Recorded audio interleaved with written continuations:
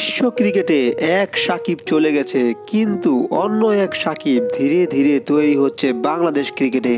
বাংলাদেশ ক্রিকেটকে বিশ্ব বুকে চিনিয়েছেন সাকিব আল হাসান। কারণ বিশ্ব আইসিসি অলরাউন্ডার র্যাঙ্কিং এ যে বাংলাদেশের তারকা সাকিবের নাম সবার উপরে থাকতো সব সময়, কিন্তু সময়ের সাথে সাথে আইসিসি র্যাঙ্কিং থেকে মুছে যেতে থাকে সাকিবের নাম। আর তাতে বিশ্ব আইসিসি র্যাঙ্কিং এ বাংলাদেশের কোনো ক্রিকেটারকেই দেখা যায় না। কিন্তু এবার বিশ্ব আইসিসি র্যাঙ্কিং এ অলরাউন্ডারে থাকছে বাংলাদেশে আরেক তারকা ক্রিকেটার। তাহলে কি নতুন সাকিব পেয়ে গেল বাংলাদেশ? তো দর্শক, বিস্তারিত থাকছে পুরো ভিডিওতে, অবশ্যই ভিডিওটি না টেনে সঙ্গেই থাকুন।